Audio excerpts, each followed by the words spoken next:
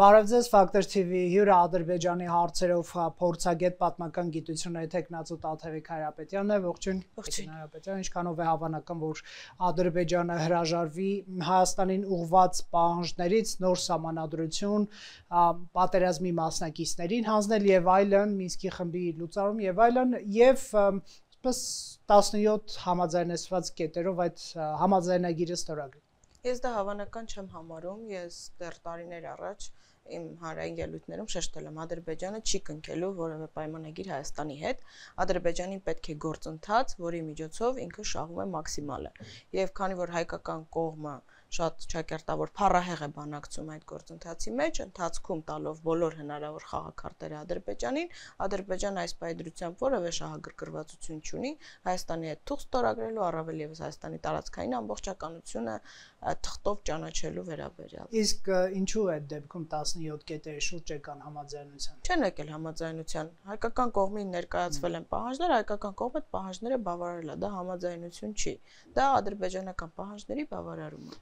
Դուք մեր մյուս փորձագետներից դրականորեն տարբերվում եք նրանով, որ գիտեք ադրբեջանական համատեքստը, ուսումնասիրում եք եւ կարող եք մեզ մանրամասներ նաեւ ներկայացնել, թե ինչ են քննարկում քաղաքական գործիչները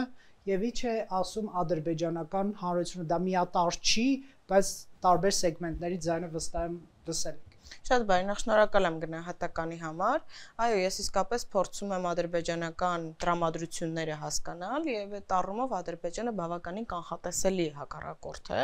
որովհետեւ շատ բաց տեքստերով են խոսում իրենց գալիք նպատակների մասին։ Այլ բան է, որ մենք ամբողջությամբ չենք ուզում դրանց հավատալ կամ թերագնահատում ենք այդ քարոզչության դերն ու նշանակությունը, բայց դա շատ պարզ ու ուղիղ է ասվում, սկզբում սովորաբար գնում է տարբեր կայքերի մակարդակով, հետո փորձագետների մակարդակով, հետո արդեն падգամավորների հետո նույն Ալիևը կամ Հիկմետ Հաջիևը անձամբ են ելույթ ունենում։ Ես եթե թույլ տաք մի քիչ նախաբանով գամ, հետո շարունակեմ։ Տեսեք, ինչ տեղի ունեցավ վերջին 2 ամիսների կտրվածքով,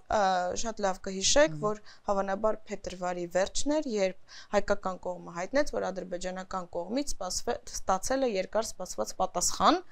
այսպես կոչված խաղաղության պայմանագրի վերջին առաջարկների վերաբերյալ, առաջարկներ ուղարկվել էին նոյեմբերին, մոտավորապես 4 ամիս հետո Ադրբեջանը պատասխանել էր եւ դատելով հայկական կողմի տարբեր ներկայացուցիչների փոքր-ինչ նյարդային արձագանքներից նաեւ ակնհայտ էր, որ այդ պատասխանները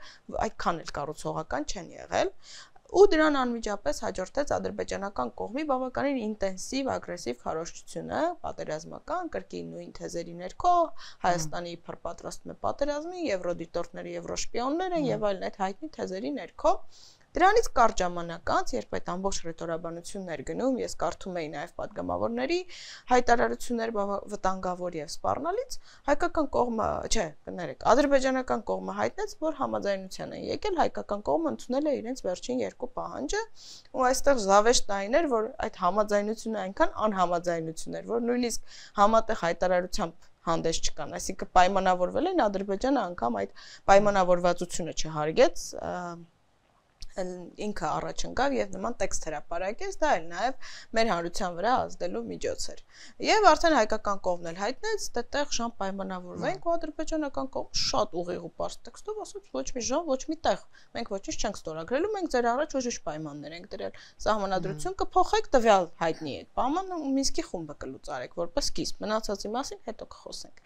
Եվ պարզ է, չէ, որ այդ սահմանադրության փոփոխություն չի լինելու, որովհետեւ մարդիկ շատ լավ հասկանում են, որ դա ադրբեջանական կողմի պահանջ է, ինչ հայ ժողովուրդը գնա Ալիևի պահանջը կատարի, հա, հանրակրվեով է այդ ամբողջ տրամաբանությունը։ Ես բերեմ նաև Հայաստանի իշխանությունների տեսակետը այդ հարցով, նրանք ասացին, եթե նման հանդիպում լինի եւ մենք գնանք օրինակ ստորագրման մասին քննարկելու եւ այլն, Փաշինյանն էլ ասաց, պատրաստ ենք այդպիսի հանդիպման, եւ Ադրբեջանը ասի փոխեք սահմանադրությունը, մենք էլ առաջ կքաշենք Ադրբեջանի սահմանադրության փոփոխման հարցը, ըստ էության դա կտանի կամ փակուղու կամ երկու կողմն էլ կհրաժարվի, այսպես ասենք, այդ պահանջից կամ երրորդ տարբերակը գուշակեք որն է։ Նախ ես դες համար նորությունն եմ։ Ադրբեջանական կողմը շուտվանից է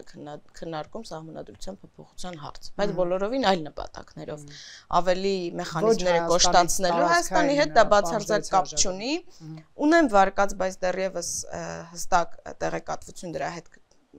վերաբերյալ չեմ ստանում, որ միգուցե փորձեն փոխել Նախիջևանի ինքնավար մարզի կարգավիճակը եւ առհասարակ թույլ չտան ինքնավար մարզի կարգավիճակ, բայց սա փոքրինչ այլ կոնյունկտուրայի հարց է, դա Ադրբեջանը միայնակ չի կարող որոշել, դա կապված է նաեւ Մոսկվա եւ Կարսի պայմանագրերի հետ, մի քիչ այլ մակարդակի հարց է։ Ամեն դեպքում դա քննարկվում է բավականին տևական ժամանակ Ադրբեջանում եւ ավելին Ալիևը 2025-ը հայտարարել է սահմանադրության տարի։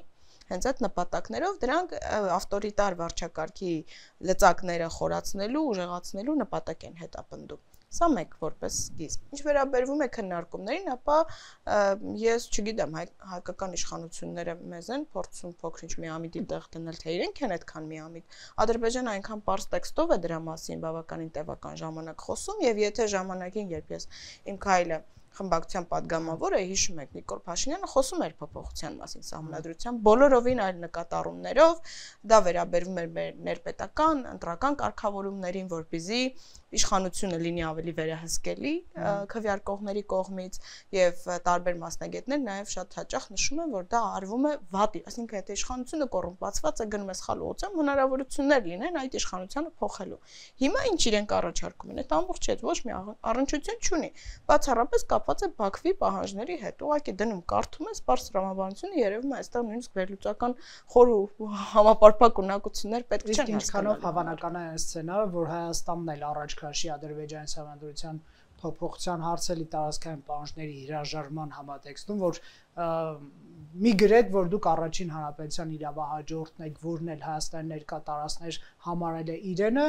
մենք էլ կփոխենք այդ բaragայում։ Ադրբեջանը կգնա դրան։ Դուք իսկապես մտածում եք, որ մի իշխանություն, որը պարբերաբար ադրբեջանական պահանջների բավարարմամբ զբաղվում, պետք է ինչ-որ պահանջ առաջ քաշի, իրենք այնքան ճակերտավոր փառահեղ բանակցեցին, որ միջազգային դատական այդ գործընթացների հետ կապված նույնիսկ չկարողացան կետ մտցնել, որ դրան զուգահեռ այդ Բաքվի շինծու դատավարություններն էլ դադարեցվեն։ Եթե այդպես է, եթե հրաժարվում ենք այդ ամբողջից, մենք ձեզ չենք մեղադրում ռասայական խտրականության տարածման եւ այլնի մեջ, այդ մարդկանց ազատ գոնե այդ կետը մտցնեիք։ Դա չեք կարողացել մտցնել։ Էլ ինչ բանակցության մասին է խոսքը։ Իշխանությունն ասում է խաղաղություն կլինի, այդ հարցը կլուծվի հավանաբար։ Դե գիտեք, պետք է պատճառը վերացնել, դա թշնամանքի անհրաժեշտությունն է հայերի դեմ Ադրբեջանը։ Ես շատ երկար ժամանակ առաջ մի համեմատություն էի անցկացրել այդ խաղաղության պայմանագրի եւ Ղազարե Սողոյանի հայտնի Եղեգնուհին հեքիաթի հետ, երբ այդ Եղեգնուհու տեղը մեկ ուրիշ է, Բոշան է, ում պահանջում է ասում է գնա ձուկը բեր, գնա այս բեր կսիրունանա, մեզ այս արա կսիրունանա, մեզ այս արա։ Հիմա այս խաղաղություն կոչված է տրամաբանության մեջ է գեղեցիկ բառ են ընտրել, շատ բոլորս էլ երազում ենք խաղաղության մասին, բայց նա ներքո կատարվողը մեր կենսական իրավունքների եւ շահերի զիջում է, որը դառնում է գործիք մեր դեմ հնարավոր հետագա ագրեսիաների համար։ Սա է ամբողջ շատ դառը եւ ցավալի ճշմարտությունը։ Առհասարակ իրավունքների զիջմամբ եւ դիմացի կողմին իր պարտավորություններից ազատելով, օրինակ Ալիևը չի վախենա հետագայում, որ իրենք կասեն էթնիկ ստում ես արի, երբ որ փաստերը հակառակի մասին են խոսում, չի վախենա, որ կասեն պետական մակարդակով ատելություն ես քարոզում էթնիկ հայերի դեմ, երբ որ փաստերը դրա մասին են խոսում։ Փոխարենը ինքը կասի հայրը այսպես, այնպես է շիծու դատավարություններով ասում է terrorist են, SNN են։ Եթե ասում եմ Ալիևը get 1 ապացույց ունենար դրա հետ կապված, ապա երբեք միջազգային դատական հայցերից չէր հրաժարվի։ Ինքը շատ լավ գիտի ինքը ինչ է անում, ինքը շատ լավ գիտի հայկական կողմի ապացուցողական բազան ու գիտի, որ դա լծակ կարող է լինել իր դեմ։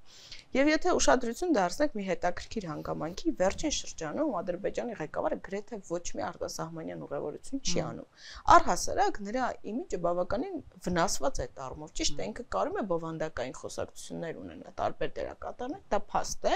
բայց իմիջային առումով ինքը իրականում ունի լուրջ խնդիրներ եւ կարելի է բավականին ինտենսիվ աշխատել, որ կոպիտ ասած ինքը դառնա ներուկապաժատի որոշ շրջանակներում, այսինքն տենց մարդու հետ պայմանավորվելը պետքա խնդիր դառնա։ Իսկ այդ աշխատանքը ընդհանրապես չի արվում։ Փոխարենը իշխանությունները մաքրում են Իլհամ Ալիևին, սա իմ համար ամենացավալի կողմն է։ Եվ մաքրում են նախորդ 30 տարիների հռետորաբանության, ագրեսիվ վարքի համար, եւ հիմիկվա էթնիկ զտման եւ այլնի համար։ Եվ ես չեմ հասկանում այդ մակրողական աշխատանքները վերջում ինչի են բերում բացի հնարավոր պատերազմից։ Եկեք վերջին օրերի ադրբեջանական ձեռագրից էլ խոսենք, սա նորություն չի Հայաստանին մեղադրել իր դիրքերը գնդակոծելու մեջ եւ որպես պատասխան հայկական կրակակետերը լրացնելու անհրաժեշտ այլ պատերազմը սկսել եւ Արցախյան 44 օրյա պատերազմն էլ ես հիշում եմ ադրբեջանական հաղորդագրություն այն մասն էր որ Ղարաբաղը հարձակվել է իրենք հարկադրված ճնշում են եւ այլն այսինքն այդ ձեռագիրը որ Հայաստանը հարձակվեց մենք հարկադրված ենք ուժի դիմել դա Ադրբեջանի բնորոշ մարտավարություն ոչ մեկ դրան չի հավատում արդեն հա դե ամեն դեպքում չհավատացին նաեւ ԵՄ դիտորդները ում Ադրբեջանը ամեն օր մեղադրում է հետախուզական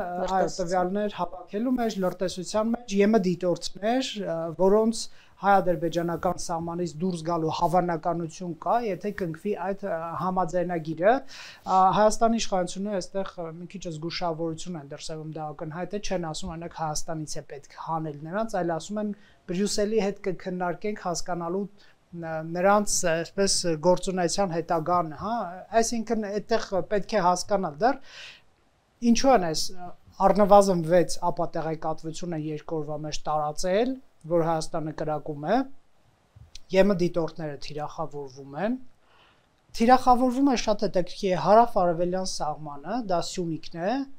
այն տարածքը, որտեղ Ադրբեջան ցանկանում է գրավել միջանցք, այդտեղ են, էլի, այդտեղից են հայկական դիրքերը գնդակոծում խեղճ ադրբեջանցիներին, շատ ագրեսիվ են այդ դիրքերի ժողովուրդը, առանձնակի ագրեսիվ է։ Չգիտեմ ինչու։ Իրականում իրավիճակը բավականին տեղեկատվական առումով լարված է եւ անհանգստացնող։ Ես ինքս կարծում եմ, որ պետք է զգուշավոր վերաբերվել տեղեկատվությանը, որովհետեւ շատ հաճախ դրանք նաեւ մեր հանրային տիրույթում խոճապ առաջացնելու նպատակ ունեն, բայց ամեն դեպքում պետք է ընդունեմ, որ այն քարոզչությունն ու քաղաքականությունը, որ տարվում է, իրոք մտահոգիչ է եւ պետք է դրթի հայկական կողմին շատ լուրջ աշխատանք տանել, որը ես առնվազն չեմ տեսնում։ Ինչ է առհասարակ տեղի ունենում, հայկական կողմը համաձայնվեց Ադրբեջանի հետագա պահանջներին, Ադրբեջան սկսեց այս ռետորաբանությունը։ Կներեք, դա շատ աբսուրդային է ինչու՞մ։ Համաձայնացվել է 17 կետ, կարող ենք ասել զիջում է եւ այլն, պայմանագիր ստորագրելուց մի քայլ 5 րոպե է պակաս։ Եվ Հայաստանը սկսում է գնդակոծել խեղճ Ադրբեջանի դիրքերը, ինչ որ չի բռնում, ինչու է սա։ Որով չգիտեմ Հայաստանը չի գնդակոծում։ Չէ, իրականում դա իհարկե անհետեցություն է եւ նույնիսկ երեք երբ ես ադրբեջանական սոցիալական տիրույթներն էի փորփրում, տեսա բավականին մեծ քանակի մեկնաբանություններ, որ մենք էլ ենք հասկանում, որ խափում եք էլի, այսինքն Հայաստանը իհարկե ոչ մի բան չի գնդակոծում, իսկ սոցհարցումներ էին արել փողոցում, մարդիկ ասում էին դե Հայաստանը ինչ շատ։ Հայաստանը, եթե դուք պատկերում եք թույլ, կապիտուլացված, նսեմացված մի պետություն, դժվար թե էլի տենց վեր կենար մի օրվա մեջ գնդակոծեր, դուք էլ տենց նեղվեիք միանգամից։ Դա անհաթեթ հռետորաբանություն է, բայց գիտեք օրինակ ինձ ինչ հետաքրքիր, այս քարոզչության հետ կապված տարական բան եմ ասում, զուտ քարոզչության, ինչի մի փոքր հակաքարոզչական քայլ չի արվում, ինչու նույն ադրբեջանական զորավարժությունների, նույն ադրբեջանական զենքի գնումների եւ մյուսների հետ կապված թեկուզ օտարալեզու տիրույթներում, նախկին Twitter, ներկայիս X-ի էջում, այդ բոլոր հարթակներում նյութեր չեն տարածվում։ Գնում ենք խաղաղության, ինչ եք ուզում։ Դե դες միակողմանի են, որ ասում է տանգոն մենակ չեն ապարում, ես չեմ հասկանում, միակողմանի, որ գնում է խաղաղության, մարդը գնում է ագրեսիայի, այդ ո՞նց է լինում։ Դուք եւ մի քանի հոգի եք Twitter-ում գնդակոծում խաղաղության ապագան։ Դե երևի Ալիևը մի օր էլ մեր անունները կպահանջի, որ խաղաղության պայմանագրի կնքման համար։ Վատ միտք ուշեցի, ես եթերից կանեք։ Չէ, իրականում մեկ-մեկ հումոր ենք անում, որովհետև շատ հաճախ բավականին բարդ ու նյարդային պատերազմ է գնում հիբրիդային, բայց դուք մի բան նշեցիք Եվրոդիտորդների հետ կապված, ես ուզում եմ դրա մասին խոսել։ Նախ հայկական կողմը հերթական անգամ իր նախկին հայտարարություններից հետ քաշվեց, որովհետև ասել էին, որ նրանք դուրս կգան բացառապես դեմարկացված, դելիմիտացված հատվածից,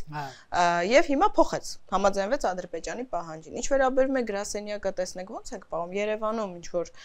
կենտրոնական տեղում մի հատ ԵՄ-ի գրասենյակ բացել է 2 հոգու համար, բացարձակ ոչ մի օգուտ չկա։ Եվ Հայաստանի ներկայիս անվտանգային համակարգը բաղկացած է տարբեր բաղադրիչներից։ Ես մի կողմ եմ դնում մեր զինված ուժերի գործոնը, զուտ, արտաքին, դերակատարների առումով եմ վերլուծում, եւ դրա մեջ մի փոքր բաղադրիչ էլ ավելացրել են Եվրոպական միության դիտորդական առաքելության ներկայացուցիչները, որոնք ուղղակի բարձ թվիթ են գրում, ասում են չկա, զորքերի տեղաշարժ։ Ձեր ասած արդեն Ալիևի փաստացի ադրբեջանական, այո, եւ այդ թվիթը կարեւոր է նույն Բրյուսելում նստած շատ մարդկանց համար, ոչ միայն Բրյուսելում, դա հավաստի աղբյուր է համարվում։ Հասկանում եք, բավականին զրկում են Բաքվին տեղեկատվական հողի նախապատրաստումից Ադրբեջանի։ Այո, զրկում են Բաքվին, այսինքն ցույց են տալիս, ինչ որ որպես երրորդ կողմ ցույց են տալիս, որ Ադրբեջանը ապատեղեկատվություն է տարածում, չկա այդ գործընթացը։ Ու այդ դրա հետ կապված մի հետաքրքիր բան ասեմ, տեսեք, մեր եթերից առաջ ես կարդացի, որ Ադրբեջանի հատուկ ծառայությունները ձերբակալել են մի երիտասարդի, որը երեք TikTok-ի էջում նյութ է տարածել ադրբեջանական զորքերի տեղաշարժի մասին։ Այսինքն ստացվում է, որ կա այդ զորքերի տեղաշարժը։ Ու եթե Ադրբեջանը երբևէ համաձայնվեր, որ դիտորդներ լինեին նաև սահմանի այն կողմում, բնական է, չէ՞, դա կսահմանափակեր իր գործունեությունը։ Այսինքն Ալիևը հասկանում է, որ պետք է լայնամասշտաբ ու լուրջ ագրեսիայի գնալու համար, խոսքը փոքր ինչ-որ կրակոցների մասին չի,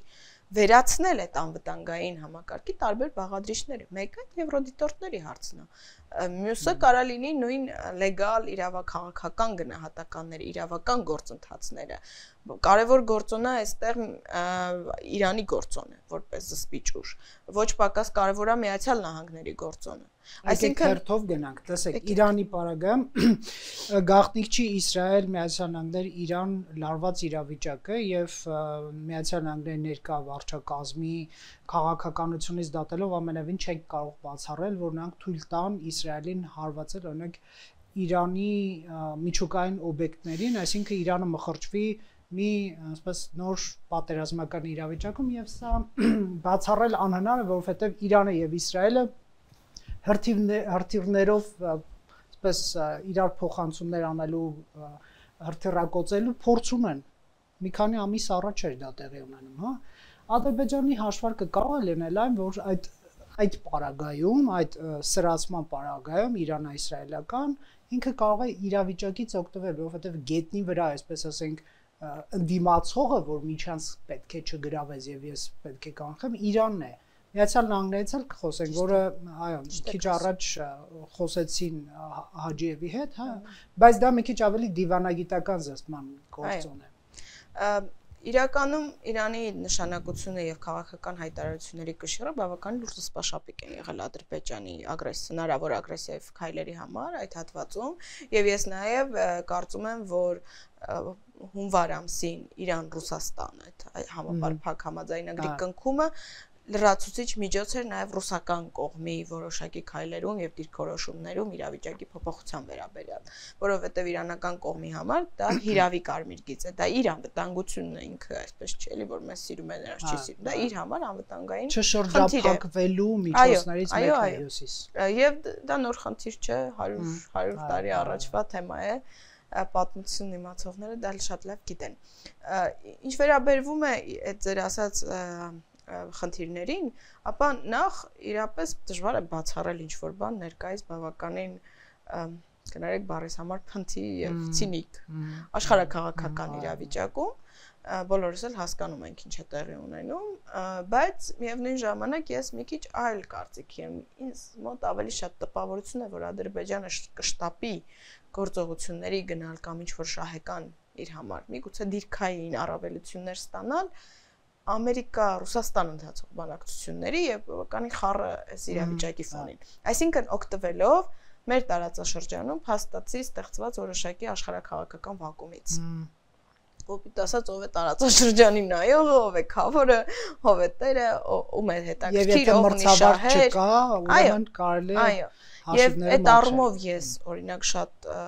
պրոբլեմատիկ եմ համարում հայկական իշխանությունների գործելավոճը դուրս բերել բոլոր միջնորդներին բացառությամբ Էրդողանի, փաստացի Էրդողանն այդ միջնորդական առաքելությունը ստանձնել այսօր եւ դրա հետ մեկտեղ հույս ունենալ, որ Ադրբեջանը գնալու է կառուցողական դիալոգի, ես չեմ հասկանում փակ դռների հետևում կամ Ադրբեջանի հետ կոմունիկացիաներում ձեզ հետ ինչ սմայլիկներ են ուղարկում, որ դուք հավատում եք դրան, որովհետեւ բացում ես պարզ բաց աղբյուրներ, ես ասում ես ոչ հետախուզական տվյալ ունեմ, ոչ մի բան, պարզ բաց աղբյուրներ վերլուծություն եմ անում ամբողջությամբ ցույց է տալիս Ադրբեջանի նպատակները։ Տիկին Հարապետյան, մենք ձեզ հետ հետևել ենք նաև Միացյալ Նահանգների քաղաքականությունը նախորդ վարչակարգի եւ հրապարակային ուղերձները եթե կարդանք, հա, այդ որ ամբողջ աշխարհը կարդում է ինչ է հայտարարում, ասենք Բլինքենը կամ Բայդենը, դրանք շատ հավասարակշիռ հայտարարություններ են, թեև երբեմն ուղիղ կոչ կար Ադրբեջան, ասենք զորքերը հանել Հայաստանի տարածքից կամ այսպես ագրեսիայի չգնալ եւ այլն, Ջեյմս Օբրայանն էր դա ասում, ասելով կկանխենք միջանցքի գրավում եւ այլ, բայց դրանք այսպես այն ոգով են, որ դիտողություն անենք, բայց էլի չնեղացնենք, հա, կողմերից որևէ մեկին Մայք Օլցը, որ խոսել է Հաջիևի հետ, իր հայտարարությունը յուրաքանչյուր տող ունի, այսպես ասենք, շատ հստակ, կոնկրետ իմաստ եւ ուղերձ։ Կոնֆլիկտը Հարավային Կովկասում պետք է դադարեցվի։ Բանտարկյալները հավանաբար հայգեն են, նկատի ունի, պետք է ազատ արձակվեն։ Պետք է վերջնականանա գործարքը։ Այսինքն չի նշում Հայաստան մի հատ էլ գնա պայմանագիր, համադրություն փոխի, որ վերջնականացնենք, հա։ Խնդրում եմ նախ այս համեմատության մասին եկեք խոսենք, սա արդյոք կարող է հայկական կողմին տալ, հույս բառը չեմ սիրում անկեղծ ասած, ակնկալիք, որ ավելի կոնկրետ քայլեր կտեսնենք Միացյալ Նահանգների կողմից հաշվի առնելով կոնկրետ գնահատականներ եւ միանշանակ գնահատականներ այսպես։ Նախ երկու բառ նախորդ վարչակազմի գործունեության հետ կապված, այո, եղել են հստակ գնահատականներ, նույնիսկ եղել են հավաստիացումներ, որ Ադրբեջան չգնա ագրեսիայի, Ադրբեջանը գնացել է ագրեսիայի։ Այսինքն եղել են բավականին լավ տեքստեր, դա փաստ է, բայց դրանց կշիռը շատ թույլ է եղել, ժամանակին էլ նույն Օբրայանի no business as usual-ը հետո եկավ դարձավ business as usual։ Սա փաստ է իրականում, ցավալի, բայց փաստ է, բայց ամեն պետությունը շահերով է առաջնորդվում։ Այստեղ դու պետք է քո շահերը առաջ մղես։ Ինչն է կարևոր ու հետաքրքիր Թրամփի վարչակազմի մասը, որ Ալիևը Ադրբեջան-ամերիկյան ԱՄՆ հարաբերությունների ողջ չստացվածությունը բարդում է նախկինների վրա, մասնավորապես Բայդենի եւ Բլինքենի վրա, նախորդ վարչակազմի վրա։ Եվ ինքը բառացի նույնիսկ տեքստ ունի, ասում է ես ու Թրամփը նույն նավի մեջ ենք։ Այսինքն ինքը իրեն դիրքավորել է որպես Թրամփի աջակից, որպես Թրամփի գաղափարների կրող, այսինքն մարդ, որ ամբողջ քրիստոնեական ժառանգությունը ոչնչացնում է, քրիստոնյաների հետ կապված բազմաթիվ հալածանքներ եւ բռնի տեղանում է իրականացնում, իրեն համարում է Թրամփի աջակից։ Շատ լավ։ Ներեցեք այստեղ մի նշում, այսինքն Ադրբեջան փորձում է տպավորություն ստեղծել նաև Թրամփի մոտ, որ Բայդենի կոշտ կամ այսպես ոչ դրական քաղաքականություն Ադրբեջանի նկատմամբ Սորոսն էր մեղավոր կարճ ասած եւ ոչ թե այն, որ ինքը գրավել է Հայաստանի տարածքը կամ Լեռնային Ղարաբաղը բռնի տեղանքում։ Ոչ իր քաղաքականությունը, այլ ուղղակի նախկիններն են։ Արժեքային տարբերություններ, այո, սա ֆիքսենք էլի այդ։ Իրապես այդպես է եւ այդ տիրույթում ինձ համար շատ ֆենոմենալ է։ Ես հատուկ ուզում էի ստուգել արդյոք Woltz ճիշտ հասկանալ ասեմ, զանգից հետո ադրբեջանական հռետորաբանությունը փոխվելու է, որովհետև պետք է որ այնտեղից այս վարչակազմի ներկայացուցիչ հնչեցրած զանգը ավելի ծանրակշիռ ընկալվեր, չէ՞։ Հակառակ ավելի են ագրեսիվացել։ Ոստեղ Հայաստանը անելիք ունի։ Փոխարենը մունատ պարունակող հայտարարություններով հանդես գալ տեսնենք հետո ինչ կլինի զանգեցիկ եւ այլն, ինչպես որոշ պաշտոնյաներ ես թույլ են տալիս։ Ընդհակառակը պետք է Միացյալ Նահանգների վարչակազմի հետ աշխատելով ցույց տալ, որ Ադրբեջանը փորձում է ձեզել իմիջային հարված հասնել։ Սա ինչ մեղավ։ Սա այսինքն այս կրակոցներ կարելի է համարել նաեւ ամերիկյան կողմին ուղղված այն իմաստով, որ դուք ասում եք հակամարտությունը պետք է ռեգիոնում լուծվի եւ դա շատ հստակ նախադասություն է Թրամփի անվտանգության հարցերով խորհրդականի կողմից, բայց հակամարտությունը կա, տեսեք ինչ կրակոցներ են, այսպես։ Իհարկե մեղադրանքը Հայաստանի դեմ է, բայց հակամարտությունը կա։ Կա այդ գործոնը, բայց իմ կարծիքով այստեղ Ալիևը այլ բան է, դեռևս այլ բան է փորձում։ Ստուգել արձագանքներ, սա շատ կարևոր է, եւ եթե այդ արձագանքները լինեն ժամանակին ու հստակ, ես ձեզ վստահեցնում եմ, Ադրբեջանը չի գնալու լրացուցիչ վտանգավոր ագրեսիվ քայլերի։ Ես ձեզ վստահեցնում եմ դա։ Ադրբեջանը չունի միջազգային կոնսենսուս այսօր Հայաստանի դեմ լայնամասշտաբ կամ ստրատեգիական առումով կոնկրետ ուղղությամբ գործողությունների գնալու չունի։ Ադրբեջանը տեսել է ստեղծած աշխարհակաղակական վակումը եւ հիմա փորձում է ժողովրդական լեզվով ասած գծերն է ստուգում, որպեսզի հասկանա կարողանալու է գնալ գործողության թե չէ։ Ու պետք է հայկական կողմը սրա վրա աշխատի այսօր։ Պետք է իրանք ոչ թե ասեն մենք ձեզ էսել էինք խոստացել, էսել կանենք, կանենք, այն հիմար կկվի պատմությունը խաղալու փոխարեն ու միջազգայիններին գործընթացից դուրս բերելու։ Իրենք պետք է աշխատեն այդ միջազգայինների հետ։ Եվ այդ ամբողջ բարդ կոնյունկտուրան, որ կա ամեն բաղադրիչը միտեղ, այդ puzzle-ը չպիտի թույլ տան քանդվի Հայաստանի շուրջ։ Չեք կարծում, որ այս կրակոցների կեղծ պատմությունը նաև նպատակ ունի ինչ որ մասնով միջազգային ճնշում ոչ թե պատժամիջոցներ ճնշում, այլ ճնշում, որ դե 17 կետը համաձայնեցված է, գնացեք ստորագրեք, այս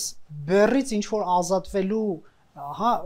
լրահոսը դրական պոզիտիվ կոչերից, որ շնորհավորում ենք պատմական համաձայնության կապակցությամբ գնացեք ստորագրեք, լրահոսը դառնա, այսպես ասենք, կրակոցային եւ ըստ էության խուսափի նաեւ այդ պայմանագրի կամ համաձայնագրի կնքման,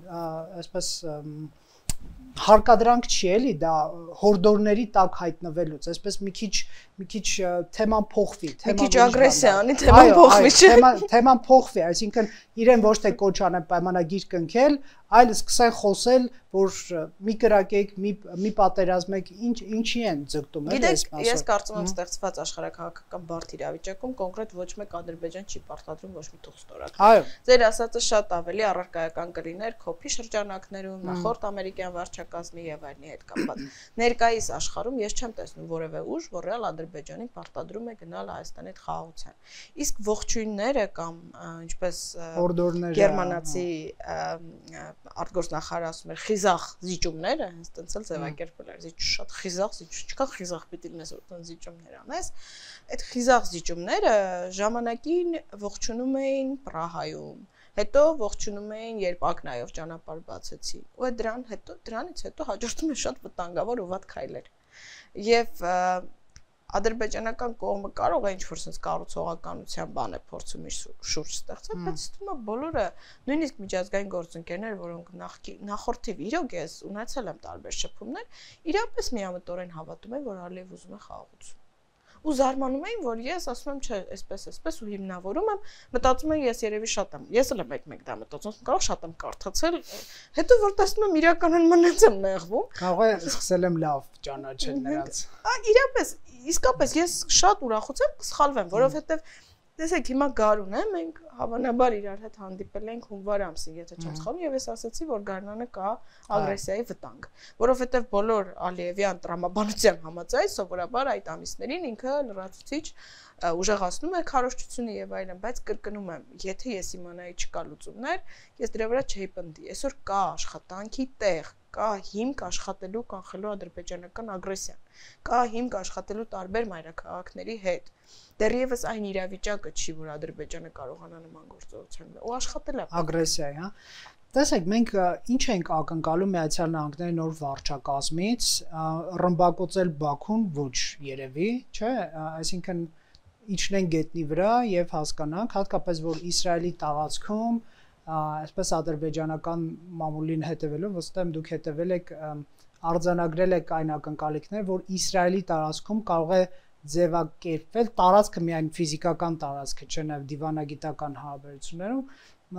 եռակողմ գործակցություն Միացյալ Նահանգներ, Իսրայել, Ադրբեջան եւ դուք չունեք մտածում, որ լավ գործակցեն դա իրանց գործն է, բայց այդ նաև էներգետիկ, այսպես ասենք, շահերը Ադրբեջան փորձանի համատեղել, այնտեղ հանքավայրի շահագործման լիցենզիա են, հետազոտությունների լիցենզիա են ստացել, վերցնել ըմբռնում ամերիկյան կողմից, ընկալում համաձայնություն ինչ բառ ուզում եք դրեք, որ Հայաստանի դեմ ագրեսիան այդքան էլ քո շահերի դեմ չի, այսպես փորձեն ընկալում վերցնել նաև Իսրայելի գործոնը հաշվի առնելով։ Նախ ասեմ, որ Ադրբեջանը եւ Ադրբեջանի ղեկավարությունը ամեն կերպ փորձում է Միացյալ Նահանգների ներկայիս վարչակազմի հետ ուղիղ կապեր հաստատել Իսրայելի միջոցով, նույնիսկ Ալիևը Դավոսում հանդիպումներ ունեցավ հրեական քրիստոնեական լոբիստական խմբավորումների հետ, որտեղ նշված էր, որ թեման եղել է Ամերիկա-Ադրբեջան հարաբերությունները, այսինքն ինքը հսկայական ռեսուրս է դնում, եւ ի վերջո ես կրկնում եմ, Ալիևը ունի իմիջային խնդիր, բայց բովանդակային առումով ինքը հստակ իր ուղեղային կենտրոններից ստանում է բավականին հավաստի զեկույցներ, ոչ թե հեքիաթներ, թե ինչ կարող է հետաքրքրել ամերիկյան ներկայիս վարչակազմը եւ փորձում է դրա հետ կապված արդեն խոսակցություն ծավալել։ Եվ այդպես են սովորաբար աշխատում տարբեր երկրներ, տարբեր պետություններ փորձելով առաջ մղել։ Ես կարծում եմ Հայաստանը ու Միացյալ Նահանգներն են շատ ավելի շատ ընդհանրություններ աշխատելու, թե արժեքային, թե գաղափարական, թե կոնկրետ ավելի կիրառական տիրույթում, եւ այդ ուղղությամբ պետք է աշխատանք տարվի։ Ու շատ ինտենսիվ պետք է այդ աշխատանքը տարվի։ Կրկնում եմ, ամերիկյան կողմի զանգերի հետ կապված պետք է խուսափել տարբեր անհասկանալի տոնայնություն պարունակող հայտարարություններից, փոխարեն ընդհակառակը ավելի ոգևորիչ տեքստերով ասել, որ շատ կարևոր է ներգրավվածությունը հետագա ագրեսիվ վտանգավոր զարգացումները զսպելու առումով։ Բայց ես ձեզ մի հարց եմ ուզում տալ։ Դուք ինքներդ բավականին ուշադիր հետևում եք ամերիկյան քաղաքականությանը, եթե ադրբեջանական քաղաքականության հետևորդ եմ, դուք ամերիկյան։ Ձեր կարծիքով, եթե Թրամփը շատ ուղիղ տեքստով օրինակ այսօր դիմի հայ ռազմագերիների ազատ արձակման կոչով, օրինակ սպասվող քրիստոնեական տոներին ընդառաջ կամ մահմեդական տոներին ընդառաջ, այլևս կկարողանա մերժել։ Տեսեք, Թրամփի տոնը պահանջներ ներկայացնելու տարբերվում է, օրինակ Համասի պարագայում ասում է կոչնչացնենք Գազան եւ ձեզ կոչնչացնենք, եթե իսրայելցի գերիներին չվերադարձնեք եւ դա մի քիչ հետո դա տեղի է ունենում, հա, այդ գերիների վերադարձ տեղի է ունենում, վախից դրդված հասկանալով որ կարող են իրապես ամերիկան գա իր զորքով եւ Գազայի հատվածում սկսի ոչնչացնել։ Ռուսաստան-Ուկրաինա տիրույթում Թրամփի ռետորաբանությունը մի քիչ այլ է, հա, նա գիտի Պուտինի հետ շփվելու մեթոդիկան, որ հիմա իրեն քննադատում են, ասում են ռուսամետ է, այդքան էլ այդպես չի։ Ինքը ուղղակի չի ուզում, այսպես ասենք, ոչնչացնել Պուտինի եւ սա նվաստացման ինչ որ միջոցառման պես դարձնել, հասկանալով որ դա ապակառուցողականության կբերի, նույնիսկ ասում են Ղրիմը կարող ենք ճանաչել Ռուսաստանի տարածք, սա ըստ որոշ լրատվամիջոցների։ Ուզում եմ ասել, Ալիևի հետ շփման լեզուն է պետք հասկանալ, ինչ լեզվով է ինքը հասկանում, միգուցե սկզբից փափուկ լեզու կիրառեն, հետո երբ որ Ես շատ փափուկ լեզվի մասին եմ խոսում, ուղղակի։ Բայց Հայաստանի իշխանությունները կարծես ավելի արմատական քայլեր են պահանջում, չէ՞, Ալեն Սիմոնյանը, որ ասում էր, պարոն Օլցը թող ավելի, այսպես կոնկրետ քայլերի գնա։ Դե իրանք այնքան արմատական քայլերին են գնացել, խիզախ զիջումների են գնացել, ուրիշներից էլ են երևի այդպես խիզախ բաներ պահանջում։ Ուզում եմ ասել, շատ մեծ շանսեր կա, եթե Միացյալ Նահանգների վարչակազմը ավելի ուղիղ այդ հարցը դնի, մի քանի անգամ դնի։ Ու ես ուզում եմ դրանով այլ բանի բերել, կոնկրետ խոսքը միայն մեր հայրենակիցների ճակատագրի կյանքի եւ արժանապատվության մասին չէ։ Արդյոք այդ կոչը եւ դրան հետեւող ռեալ գործողություններ օրինակ, որ Ալիևն էլ ասի, դե եթե կատարեմ, ուղիղ կոնտակտ կհաստատվի եւ այլն, երկխոսության մակարդակը կփոխվի։ Արդյոք դա չի զսպի Ադրբեջանին հետագա ագրեսիվ քայլերից։ Միանշանակ։ Այսինքն դա մի քանի քայլանի գործողություն է, հասկանում եք, եթե Միացյալ Նահանգների խոսքը այդքան կշիռ ունի, որ մի հարց, որը բավականին մտահոգիչ է եւ խնդրահարույց մեր պետության, մեր ինքնության, արժանապատվության եւ բազմաթիվ այլ տեսակ քաղաքական ու դիվանագիտական առումով լուծվում է, ապա դա նաև դրացուցիչ զսպիչ գործոն է Ալիևի հետագա ագրեսիվ քայլերի։ Կներեք, դա նաև միջոց է Միացյալ Նահանգներն մեր ռեգիոնում սկսել ավելի կոնկրետ արդյունքների հասնել եւ Հայաստան-Ադրբեջան թնջուկը լուծել, հա, այսինքն դա նաև խաղի մեջ գործնականորեն մտնելու միջոց կարող է լինել։ Միանշանակ, եւ դա բավականին ճակերտավոր հեշտ հաղթանակ է Թրամփի վարչակազմի համար։ Թրամփը, որ ամենտեղ դիրքավորում է որպես խաղաղության ջատագով, դա շատ հեշտ եւ կարելի է սողոցով դիվանագիտական կազմակերպված աշխատանք տանել մի քանի ուղղություններով։ Որովհետեւ ամերիկյան մասնակցության իմաստով մենք կոնկրետությունների կարիք ենք միշտ ունեցել, հա, այսինքն այդ հայտարարությունները, զսպումները,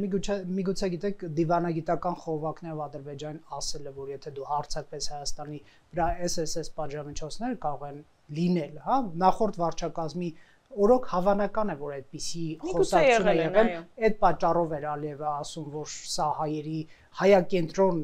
վարչակազմ է եւ մի խոսքով, հա, դժգոհությունը ակնհայտ է, բայց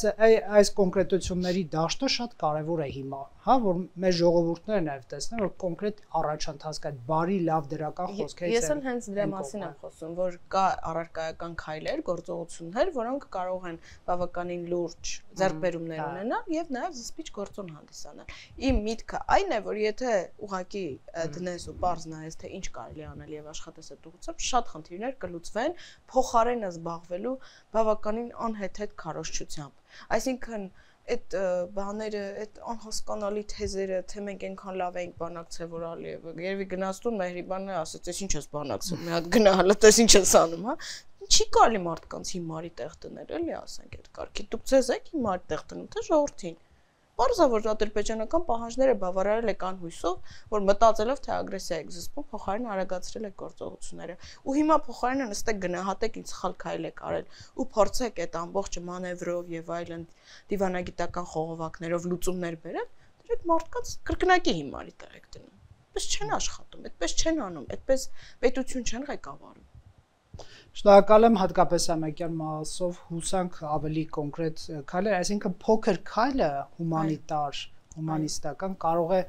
ավելի մեծ դերակատարման տեղ բացել։ Շնորհակալ եմ զրույցի համար։ Factor TV-ում հյուրընկալել ենք Տաթևիկ Հայրապետյանին։